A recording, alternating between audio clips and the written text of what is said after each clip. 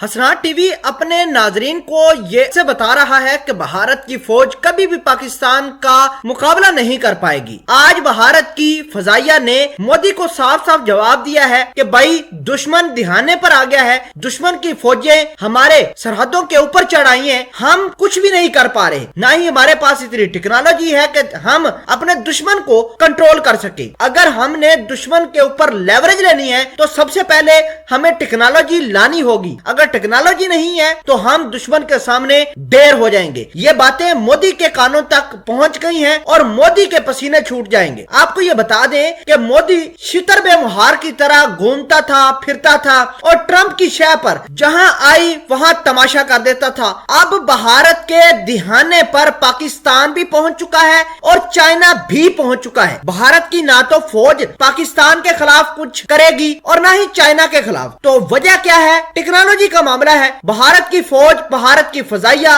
मोदी को बता रही है कि अगर लड़ना चाहते हो तो पाकिस्तान और चाइना के मुकाबले की टेक्नोलॉजी लेकर आओ, तब ही मैदान में उतरेंगे, अदरवाइज बचने का कोई रास्ता नहीं है। मामला है क्या, किस वजह से भारत की फजाइया, भारत की आर्मी मोदी को लगातार लेटर लिख रही है कि हमारे लिए वेपन्स परचेज किए जाए, हमारे लिए टेक्नोलॉजी परचेज किए जाए। मामला सब कुछ डिटेल के साथ डिस्कस करेंगे। छोटी सी गुजारिश है कि आप हमारा यूट्यूब चैनल हसनात टीवी को सब्सक्राइब कर लें, घंटी के निशान को दबा लें ताकि लेटेस्ट न्यूज आप तक पर वक्त पहुंचती रहे। नाज़रीन, मामला इस कदर खराब हो चुके हैं कि चाइना ने सरहदों पर, भारत की सरहदों के ऊपर बॉम्बर तैयारे लाकर खड़े कर दिए हैं। 2 तैयारे लाकर भारत की सरहदों पर चाइना ने खड़े किए हैं। एक का नाम बॉम्बर H-6 है जो चाइना ने हाल ही में बनाया है, जो चाइना ये क्लेम करता है कि ये स्टेल्थ है, ये किसी भी रडार के अंदर डिटेक्ट नहीं होता। दूसरा H-20 बॉम्बर तैयारा है, वो भी चाइना ने भारत की सरहद के ऊपर लाकर खड़ा कर दिया। हुआ कुछ यूं है कि चाइना ने जैसे ही इन जहाजों की परवाजें भरी तो उधर भारत का पसीना छूट गया। भारत को पता चल गया कि भाई हमारे पास तो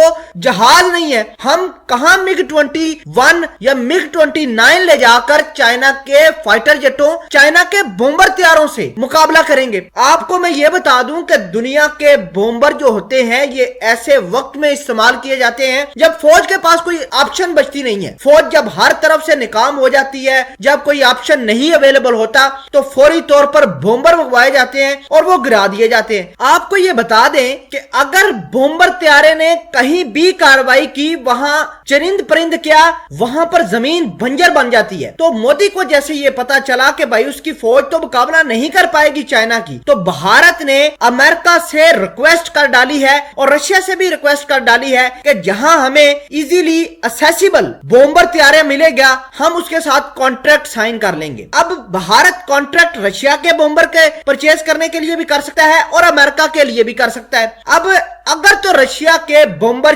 भारत ने खरीद लिए तो अमेरिका भारत के ऊपर ऐसी पाबंदियां लगाएगा कि भारत कभी भी उठकर सामने अमेरिका के नहीं आएगा। और अगर अमेरिका के बॉम्बर तैयारे भारत परचेज करता है तो भारत को काफी हार्ड प्रोसेस से गुजरना पड़ेगा। लेकिन आपको यह बता दें कि भारत इस फिराक में बैठा हुआ है कि वो अमेरिका का B-52 बॉम्बर अमेरिका से परचेज करे और उसको भी पाकिस्तान और चाइना की सरहद के ऊपर लाकर खड़ा कर दे। बात यह है कि भारत यह समझता है कि बॉम्बर चलाना बड़ी आसान काम है और बॉम्बर जहां चाहे कार्रवाई कर दे। पहली बात तो यह है कि बॉम्बर परचेज करना बहुत ही मुश्किल है, बहुत बड़ी बड़ी इकोनॉमीज ये अफोर्ड कर सकती हैं। दूसरे नंबर पर हालात अगर खराब हुए तो ये बॉम्बर इस्तेमाल किए जाएंगे और जो लोग इस बॉम्बर की जद में आएंगे वो कुछ भी नहीं बनेगा, उनका सब कुछ बर्बाद हो जाएगा। तो आपको ये बता दें कि मोदी की फौज ने लगातार मोदी को बताया है कि चाइना बॉम्बर तैयारे लेकर बैठा हुआ है। अगर हम पाकिस्तान के ऊपर अटैक करें तो चाइना फिर भी पाकिस्तान की मदद करेगा और चाइना के साथ लड़ाई भारत की हो जाएगी। भारत के पास इतनी कैपेसिटी नहीं है कि वो चाइना के साथ लड़ पड़े, लिहाजा हमें भी बॉम्बर लेकर दिए जाएं ताकि इन ममालिक से हम अच्छे तरीके से लड़ सकें।